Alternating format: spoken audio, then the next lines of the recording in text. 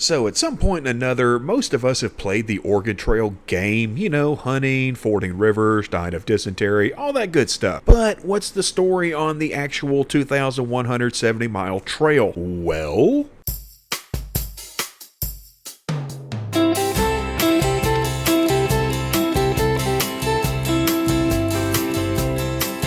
the story of the Oregon Trail goes back to Lewis and Clark. No, that's Lois and Clark. There you go, Lewis and Clark, who led the Corps of Discovery expedition to find and map an overland path to the Pacific Ocean from 1804 to 1806. They did accomplish this, but the paths that they found were too rough for wagons. In 1810, another overland journey, this one led by Wilson Hunt, was sent by John Jacob Astor to find a route in order to meet up with the other members of the Pacific Fur Company at the newly established Fort Astoria. His route went south to avoid possibly angering the Blackfoot peoples and was able to find ways that wagons could possibly take. But it was a return trip made by Robert Stewart that headed even further south and found the South Pass, which could be used as a path across the Rocky Mountains that wagons could take. Problem was, this discovery was made in 1812 and America kind of had something else going on at the time. So expanding west was put on hold for about a decade or so. And even beyond that, the region was primarily used for trapping and trading beaver fur, which was a rather lucrative market that was more or less monopolized by the British and their Hudson's Bay Company, or HBC, until the market fell out in the early 1840s due to fashion changes. But during that time, several forts were built, more routes were discovered, and what would become the Oregon Trail was improved to allow for easier passage. Now, the game itself is set in 1843, which makes sense because of the Great Migration of 1843, where between 700 and 1,000 people headed to Oregon in a wagon train. Smaller trains had already headed west. In 1840, a train of 3 wagons made the journey, and this was seen as the opening of the Oregon Trail. Starting in Independence, Missouri, and ending in Oregon's Willamette Valley, and traveling through the modern states of Kansas, Nebraska, Wyoming, Idaho, and Oregon, the 2,170-mile trail allowed hundreds of thousands of people to move out west, be it to settle and homestead, rush to find gold in California, or allow for missionary work, and the attempted creation of a Mormon state known as Deseret. There were quite a few offshoots of the trail that allowed access to other areas of the West, such as the California Trail, the Bozeman Trail, and the Mormon Trail. The trail's heyday ended in 1869 with the completion of the first transcontinental railroad, though use of it continued up until the end of the century. Between 300,000 and 400,000 people used the trail, and of those, at least 20,000 died. Yeah, I know a lot of you have been waiting for this part. The biggest killer on the Oregon Trail was actually cholera, which spread easily among the wagon trains, and often these outbreaks would begin because a previous train had someone die of cholera, and they were buried near a water source, which led to the water becoming contaminated and the spreading of cholera. Also, you had a lot of people using the restroom near these same water sources, and again, contaminated. The second most worrisome illness was actually scurvy, which is caused by a lack of fruits and vegetables, as they didn't have a whole lot of those along the journey. And yes, dysentery was found along the trail, but people were more likely to be killed by natives or Mormons than dysentery, and not a whole lot of people were killed by natives or Mormons. But let's not forget the slaughter of 120 wagon trainers by the Mormons at the Mountain Meadows Massacre. Never forget. Accidents were a bigger issue than people would think along the trail, from drownings during river crossings and fordings, which began to happen less and less as bridges and ferries were built, to being run over by wagons. Remember, they may have only been going 2 or 3 miles an hour, but people were jumping on and off these wagons as they moved, and sometimes they would slip and bam, you got run over. And after someone died, burials were pretty quick, either near the side of the trail or, a lot more often than not, on the trail itself to keep others from digging it up.